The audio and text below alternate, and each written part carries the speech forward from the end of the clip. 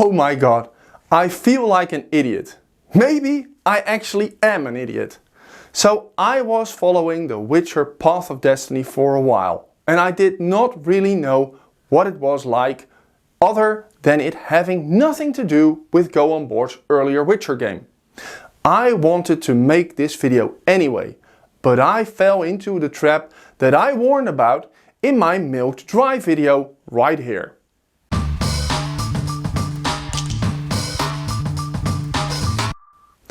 As of writing this script 2 days ago, I saw a video of KOA telling me this game was the bomb.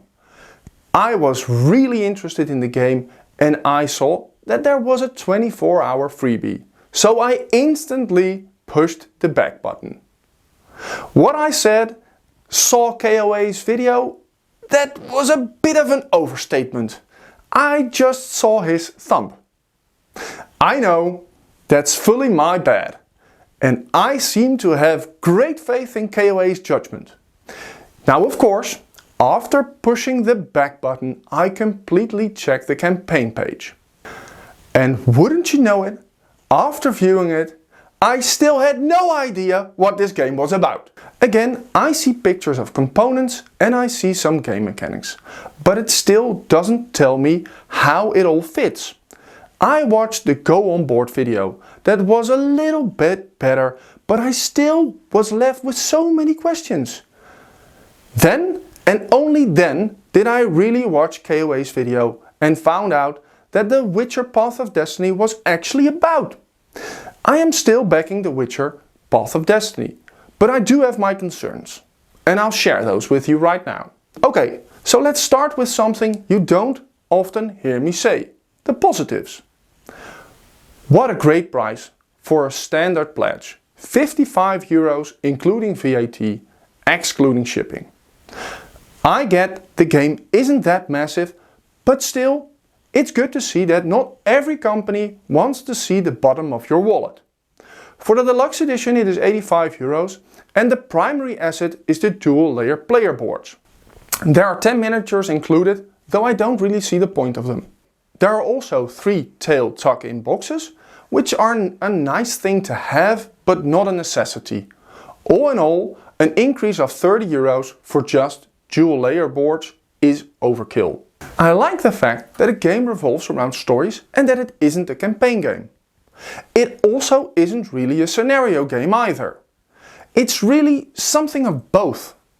The game revolves around playing cards that let you gather resources to progress the story or progress the part of the story you want to let it progress.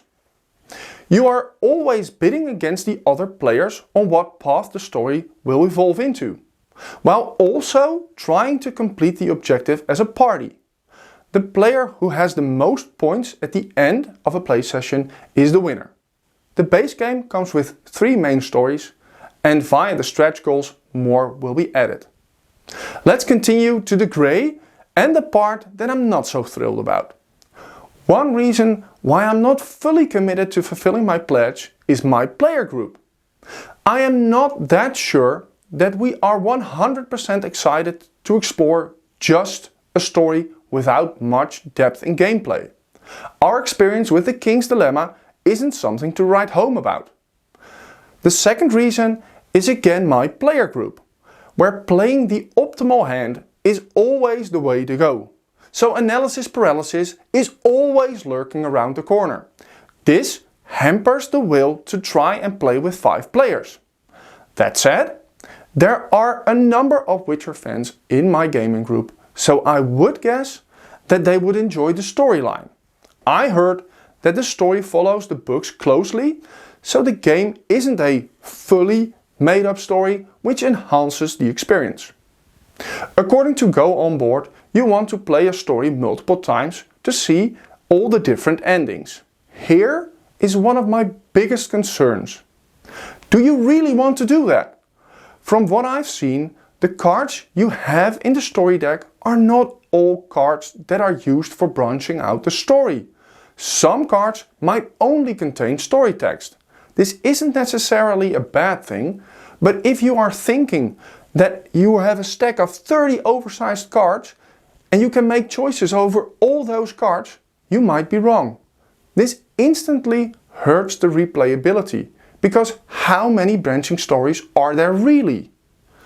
I do have some questions that I hope that will be answered in the future. The game mechanics feel a bit like skill checks. I hope that they show more of the gameplay of The Witcher Path of Destiny to help elaborate this part of the game. Is there any form of combat? No, it's not that I think this game needs it, but I think I am still a bit on the fence about those minis not having any purpose other than to be placed on a spot next to the cards you wish to pick up. All in all, I think that Go On Board does hit the mark with The Witcher Path of Destiny. At the moment of writing this script, the funding is at almost 2 million euros, which I find mind-blowing when you consider the amount of a single pledge of just 55 euros. Again, it only goes to show how many people are interested in the world of The Witcher.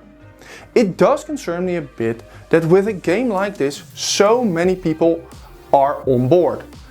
Does this hit on FOMO? Or is Go On Board becoming Come On with Zombicide? Only time will tell. Well, that's it for this video. Thank you for watching, and we'll see you in the next video.